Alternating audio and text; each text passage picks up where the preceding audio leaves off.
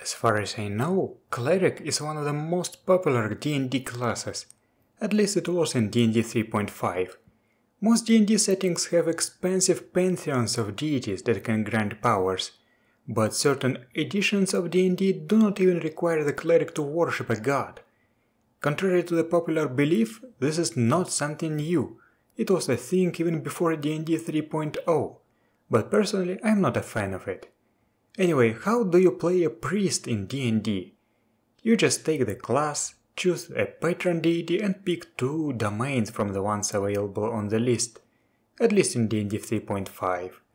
The choice of domains was very inconsequential, usually providing extremely minor abilities, leading to most clerics being almost identical, as they used the same huge cleric spell list. In AD&D, there also were specialty priests that were devoted fully to a single deity and that gained unique, flavorful abilities depending on the deity in question. Honestly, I don't know how big of an effect that made on the gameplay, as I have never played in AD&D, but that sounds like a step in the right direction for me. Some of these specialty priests were later adopted as prestige classes in D&D 3.5. But anyway, just picking a class sounds easy. But since GURPS works differently and has many social traits, playing a priestly character in GURPS is a much more involved process, and I would like to discuss it in this video. First of all, being a priest in GURPS doesn't even mean that you can cast divine spells. On the other hand, if you are a divine spellcaster, you might not be a priest. Religion can be very complex, just like its practitioners. If I had to split the aspects of the divine character into parts, I would split them into church traits, dogmatic traits, religious skills, and divine powers. Church traits, which are mostly social traits, in my opinion are very important here. While in D&D they were not represented at all, in GURPS to be an actual priest instead of an adventurer who happens to have divine powers, you might need to spend points on some social advantages and disadvantages. First and foremost, clerical investment. While it does not give you any special powers, it establishes your position in the society as a priest of a recognized religion. You get a reaction bonus from co-religionist and some social privileges. It also gives your religious rank 0, but it's not mandatory. To get more influence within the church, you should buy more levels of rank. And here's the question that anyone might have. How many rank levels there are in a church, and what do they mean? As a guideline, I suggest using this table from page 184 of GURPS Brainstorm. Certain organized religions might have fewer or more levels of rank. Now you might ask me, what does rank even give you? If you are only using the basic set, then it's mostly up to the GM. However, I strongly recommend getting GURPS Social Engineering Pulling Rank. This small book greatly expands the mechanics of rank and turns the organization you are part of into something of a patron that you can use to gain assistance, information and other kinds of help. But not all religions are equal, especially in fantasy games. A small cult of a demigod is probably much less influential than the church of a deity that is worshipped in the entire nation. Thus, I also suggest using the variant costs of rank from GURPS Social Engineering. Even GURPS Basic Set says that in theocratic nations, religious rank replaces status and hence is more expensive. Clerical investment and rank define your place in the organization, but not the place of priesthood in the society. If priesthood is generally respected, then you might want to take social regard respected, or maybe social regard venerated. In a very oppressive theocracy, you might want to take social regard feared instead. Positive or negative reputation can also work here.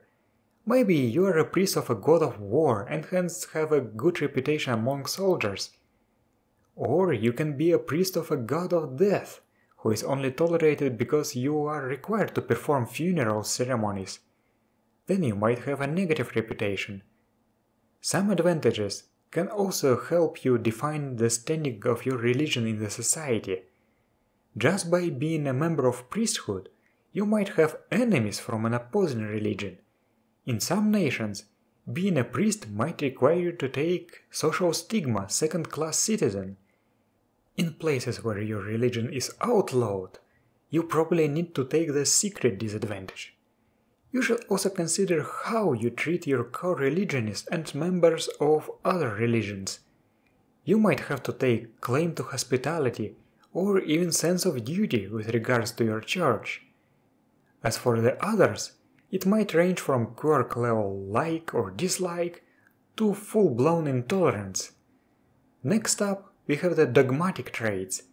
Every religion usually has an associated dogma, a set of tenets, or a code of conduct.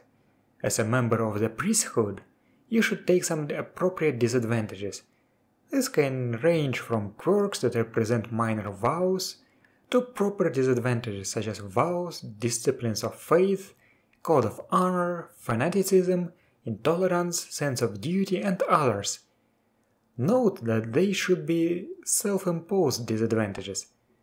Sometimes it might be difficult to turn a dogma into disadvantages. In such cases, it is often easier to just come up with a custom code of honor disadvantage. In some cases, the tenets of faith might be very broad, and your character might want to focus on just one aspect of it. And sometimes your code of conduct or treatment of the dogma might differ from the mainstream branch of your religion, and that's still fine. A religion might have different sects, after all. If you want to have divine powers, you should choose a disadvantage or multiple that will be tied to your pact limitation of your divine abilities. However, in some cases this isn't necessary, but I will talk about that later once I get to the powers themselves.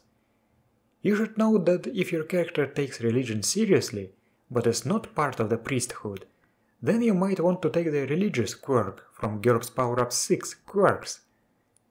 You should also keep in mind that some religions might force you to take physical disadvantages, or fit other requirements. It is certainly possible for women or men to be prohibited from becoming part of the clergy. Orc priests of Grumsh might need to remove one of their eyes to become closer to their one-eyed god too, for example. There are some religious skills that you might want to consider. As a priest, you probably will need at least 2 religious skills, theology and religious ritual.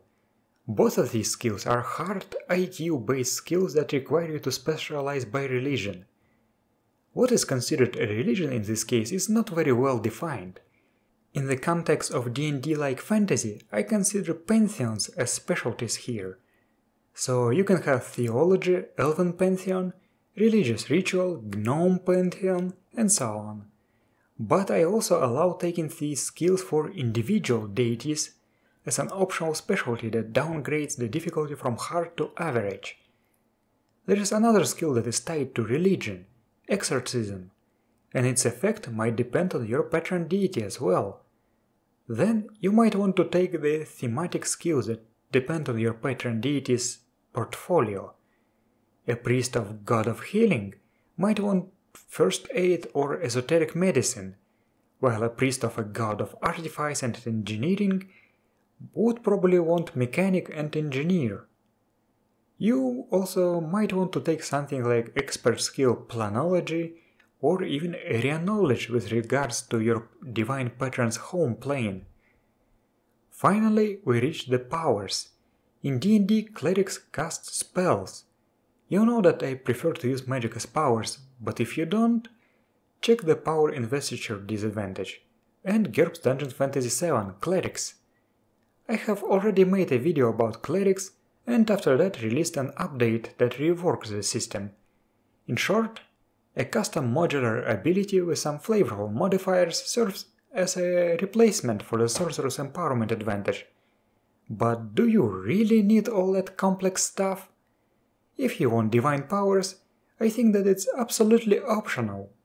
Personally, I believe that simply having a couple of flavorful abilities with a divine power modifier, and maybe some other limitations, work better than this entire divine empowerment apparatus. Consider this a throwback to the AD&D specialty priests that could have passive or active abilities that depend on their deity. A servant of a goddess of poison could have immunity to poison with a divine power modifier, and a limited healing advantage to cure poisons. A priest of a god of battle could have combat reflexes or enhanced defenses. I think it's much more simple, but it accomplishes the goal. But regardless of how you build your divine powers, they are still divine in origin. This means that they depend on sanctity. This is not a limitation, so it is as much of a drawback as it is an advantage. Usually, your powers work normally, but in sacred places of your deity, they are more effective, while in sacred places of opposing deities, they might be weaker. I think that I have seen mechanics for sanctifying places with a religious ritual skill somewhere, but I might be hallucinating. The true faith advantage demands some special attention, as the kind of beings you can turn depend on your deity. The divine power modifier is a very complex thing actually, because its value might vary depending on what and how many self-imposed disadvantages you took as the component of your pact modifier, and also if you have the pact modifier at all, because some characters might be given divine powers involuntarily. They might not even need to adhere to a certain code of conduct and still be able to channel the god's power. So there's that. There's also some other things that you have to keep in mind. Not all priests are devoted to a single deity. Some pray to an entire pantheon. How do you treat that? Honestly, not much changes in such situations, but if you allow improvisation, such as when you are using the divine empowerment approach, you might want to be careful with expanding the scope too much. On the other hand, that advantage is so unreliable and slow, that's probably not a big deal. Finally, I have to say that you don't need to have powers at all. With just the social traits, you can be a fine priest. And that's it. As you can see, making a priestly character can be quite complex, but fleshed out religions and their interactions can make your game world much more exciting. Just look at Forgotten Realms. Faith is an important part of that world, and there are so many different pantheons, organized religions, sects, cults, and their interactions with one another that are just fascinating. Speaking of that, I would like to plug a blog here. Old Dragon has a very interesting project. He is updating D&D deities that did not get that much attention in the official publications, and I must say that he is doing an excellent job. I use his stuff in my GURPS games. Anyway, I hope that this video was helpful, so thank you for watching, and I'll see you next time.